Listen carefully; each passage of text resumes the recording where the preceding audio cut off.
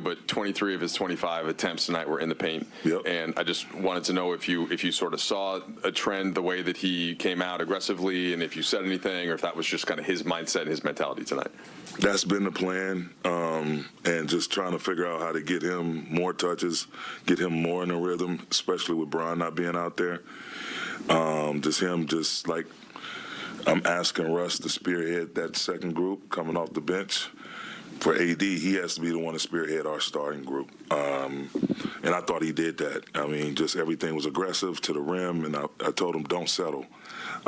It's twofold. Like, not only does he get going in his comfort zone and his kill zone, but he puts so much pressure on the defense that, we have opportunity to get in the bonus early, and takes a lot of pressure, puts pressure on their defense, takes pressure off our guys some when they drive the ball aggressively and they're able to get to the free throw line. So, and hopefully get themselves going with their strokes. So, he's been a monster, and he's carried us, and he did so tonight, and actually played a lot of great defense, picked up a lot of huge rebounds. So, I'm happy for him. He's in a really good rhythm and a really good mental space as well.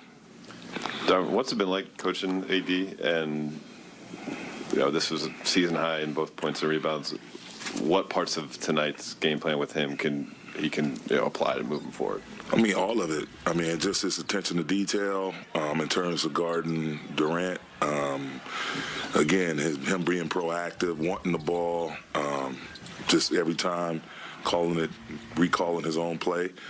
And I think you saw it tonight, man. It's been a joy. He's a great kid to come and see every day, and to have to call this work should be illegal. I mean, he's been nothing but fun and joy, and had a real good conversation with him after our last game, our last loss.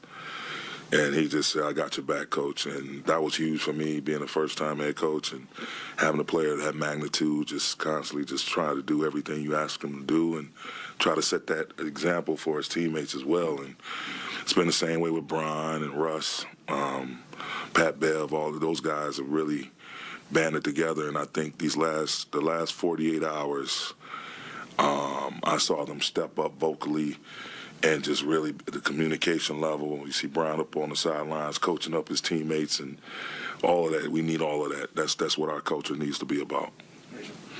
Darvin, AD was joking that he was inspired by the Packers game, but that maybe he wasn't joking because he brought it up 2 or 3 times. Right. He's a huge Packers fan, for sure. I mean, he is different when he's coming out as aggressive as he did tonight. Is there anything you guys can start doing a little bit more pregame so you get that kind of aggressiveness every single night? I mean, it's just a matter of, being efficient and keeping them in a good physical space. When your body's feeling good, you're not hurting, you tend to feel good, and your game shows how good you feel, and that's been the case for him. And it's right on time. We have like 4 days now before our next game, 5 days, something like that. And we're going to take good advantage of this time. But also, again, like we always try to do, we're going to be efficient with how long we practice, how much we practice, give these guys the right amount, and refill our cups up and get ready to do it again. But we have a lot of time now to address ourselves and individually our bodies, and making sure we're trying to get and be as whole as possible. And AD is right at the top of that list. He's been doing his due diligence, nutrition-wise, workout-wise, staying on top of his body, and I think you're seeing it in his performance. Never seen the Antonio Freeman catch, so maybe you just play that before the next game.